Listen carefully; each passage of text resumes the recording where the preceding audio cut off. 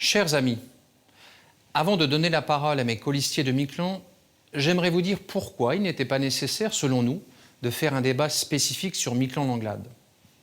Cette proposition ne vient pas de SPM La Première et ne figure pas dans le dernier protocole audiovisuel reçu la veille du tirage au sort et sur lequel nous avions donné notre accord.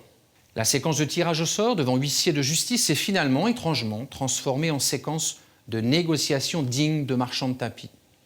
Chers amis de Miquelon-Langlade, depuis la révision du statut en 2007, vous votez pour votre président. Il n'existe plus de liste d'élus indépendante de celle de Saint-Pierre. Nous faisons tous partie d'une seule et même collectivité territoriale. Il est de la responsabilité de chacun des candidats de s'adresser à tous les électeurs, comme je le fais en ce moment, et comme mes colistiers le feront tout de suite. Quand nous votons le budget de la collectivité, nous le votons pour l'ensemble de l'archipel. Évidemment que certains sujets sont différents entre les deux îles, mais cela ne justifie pas un débat différent. C'est tellement vrai que Cap sur l'Avenir, aux élections de 2017, n'a pas demandé de débat spécifique pour Miquelon-Langlade. Alors pourquoi en 2022 cette demande ? Vous aurez compris qu'il y avait une nécessité politique de mettre en avant la collectivité unique par le maire de Miquelon-Langlade, propulsé par Cap sur l'Avenir. Bien qu'il s'en défende aujourd'hui, c'est ce que projette le maire de Miquelon-Langlade et le mouvement Cap sur l'Avenir, dont c'est depuis longtemps la volonté. La collectivité unique a toujours été le cheval de bataille de Cap sur l'Avenir.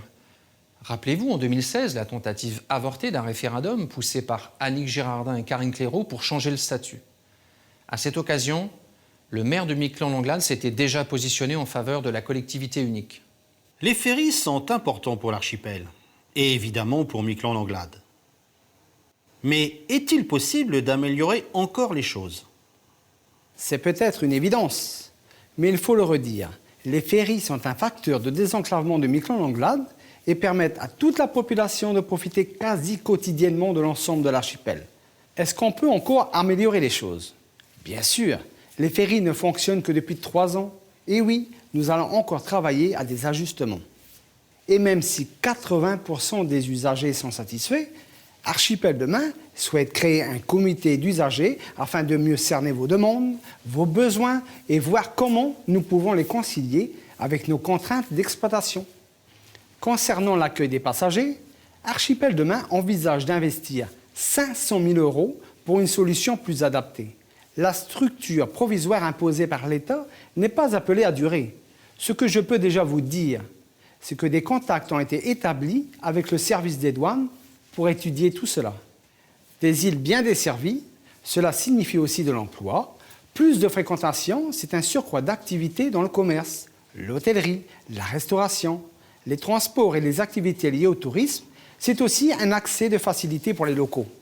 Si vous habitez à Saint-Pierre et désirez vous rendre en villégiature à Langlade ou Miquelon, et si vous avez des impératifs médicaux, de loisirs ou de travail, la qualité de l'intérim est primordiale. C'est pourquoi, avec les ferries, nous avons mis en place une desserte dont tous s'accordent à louer la qualité et que nous n'aurons cesse de perfectionner. Quand on parle de développement économique sur Miquelon, à quoi pense-t-on concrètement ? Je ne vais pas revenir ici sur l'importance du rôle des ferries en matière de développement, tant cela me semble évident. Nous pouvons tous constater aujourd'hui qu'ils sont déterminants pour faciliter les échanges entre nos îles. D'abord, je souhaite vous parler de l'agriculture, qui est naturellement fortement implantée sur Miquelon-Langlade.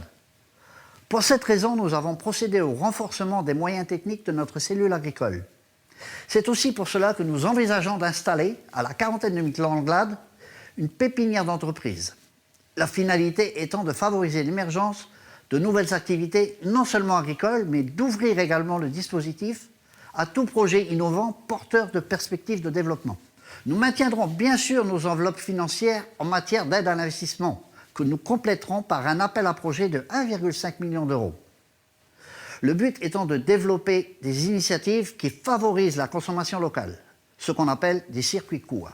Ensuite, l'autre pilier identifié, et je dirais historique de notre économie, c'est évidemment la filière pêche. Sur l'ensemble de l'archipel, nos aides à l'investissement seront maintenues, conformément à nos engagements. Pour mémoire, les aides à la pêche, c'est 500 000 € par an. Il y a actuellement sur Miquelon-Langlade de nouvelles activités en développement dans ces secteurs. La collectivité les accompagnera. Parce qu'il n'est plus raisonnable de consommer sans savoir, il est indispensable que nous renforcions notre connaissance scientifique des milieux marins. C'est tout l'enjeu du Congrès international des sciences aquatiques que nous organisons. Enfin, toujours sur Miquelon-Langlade, nous poursuivrons nos efforts en faveur du développement touristique. On parle là d'une enveloppe de 3 millions d'euros dédiée à des projets d'investissement. Qu'envisage-t-on pour nos jeunes et nos aînés? Pour ce qui est des solidarités, la résidence autonomie Pomme de Pré permet aux plus anciens de rester à Miquelon dans un cadre agréable et sécurisant. Nous devons prendre en compte le choix de parcours de vie de nos aînés et respecter, pour ceux qui le souhaitent, leur volonté de rester à domicile, en renforçant les services qui le permettent et en leur apportant sécurité et bienveillance. Pour les jeunes et les familles, les actions prévues le sont pour l'ensemble de l'archipel et seront déclinées et adaptées sur Miquelon. L'égalité des territoires est pour nous une priorité. Une attention particulière sera apportée à la situation des jeunes Miquelonais venant sur Saint-Pierre pour la poursuite de leurs études. Nous proposons un travail en partenariat avec les acteurs institutionnels autour de la réussite éducative, permettant de mieux accompagner les jeunes et leurs familles. Quels seront nos choix prioritaires d'investissement sur les 5 ans à venir? Vous le savez, une part importante de notre économie est tributaire du maintien de la route Miquelon-Langlade. Cela passe par des travaux de protection du littoral que nous avons engagés dans l'urgence et qu'il nous faut poursuivre. D'autres points de vigilance connus nécessitent également une attention particulière, notamment la dune de Mirande. C'est pourquoi, hors événement exceptionnel, nous allouerons une enveloppe minimum de 5 millions d'euros à un programme pluriannuel de protection des littoraux. Ce n'est un secret pour personne, le plan de prévention des risques littoraux, plus communément appelé PPRL, nous a été imposé pour le moins brutalement à Miquelon-Langlade. L'actuelle tête de liste de Cap sur l'Avenir, alors secrétaire d'État au moment des faits, nous l'a imposé sans concertation, rendant quasi instantanément difficile, voire impossible, les constructions dans le village de Miquelon. Il est aujourd'hui question de financer une étude pour le réviser. S'agissant d'un sujet d'intérêt général, la collectivité territoriale a donc décidé de soutenir cette démarche par le biais d'une participation de 500 000 € allouée à la mairie de Miquelon-Langlade. En matière de bâtiments, nous avons engagé une réflexion et commencé la planification de la réhabilitation complète et de l'extension de la maison des loisirs. À l'heure actuelle, le projet est estimé à 5 millions d'euros. Faire croire, comme nous avons pu l'entendre, que ce bâtiment serait reconstruit est illusoire. Il faut être réaliste sur ce qu'il est possible et nécessaire. Sur le mandat écoulé, nous avons sécurisé les locaux et les équipements affectés à l'entretien de l'aérodrome. L'urgence s'est imposée à nous. Sur ce mandat, c'est la partie accueil des passagers qui sera privilégiée. Il convient en effet d'améliorer à la fois sa capacité et ses fonctionnalités. Parce que l'ancrage de la culture acadienne à Miquelon-Langlade est particulièrement fort, nous soutiendrons à hauteur d'1 million d'euros le projet de création d'un musée acadien porté par l'association Miquelon Culture Patrimoine. Est-ce qu'il sera possible, dès cette année, de construire au sud du pont?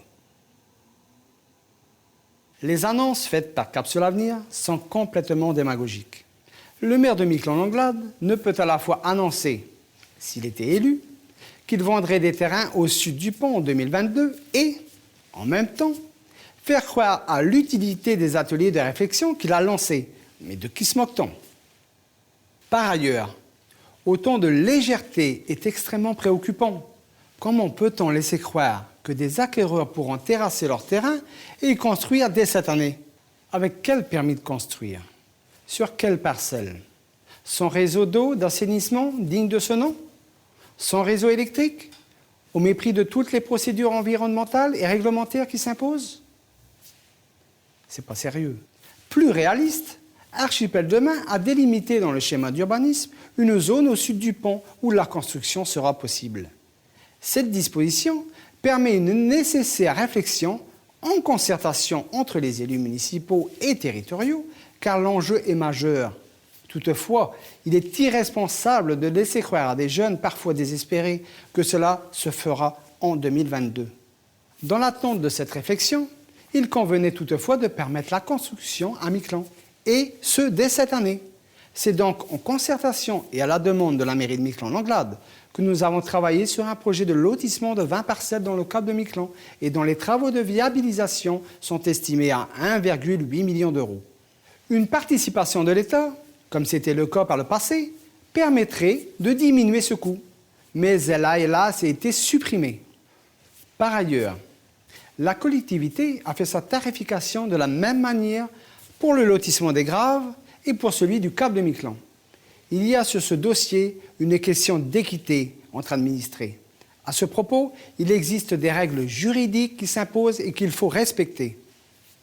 Comme on vient de le voir, les élus ne peuvent faire n'importe quoi avec l'argent des contribuables. On ne peut pas brader les terrains publics, ce serait illégal. Enfin, décider de lotir au sud du pont doit être concerté et mûrement réfléchi. Le faire dans la précipitation serait, à notre avis, une erreur. Habitants de Saint-Pierre et de Miquelon-Langlade, les 20 et 27 mars prochains, mobilisez-vous. Donnez à Archipel demain une forte majorité afin d'asseoir notre légitimité dans un contexte politique national très incertain. Décidons ensemble de notre avenir.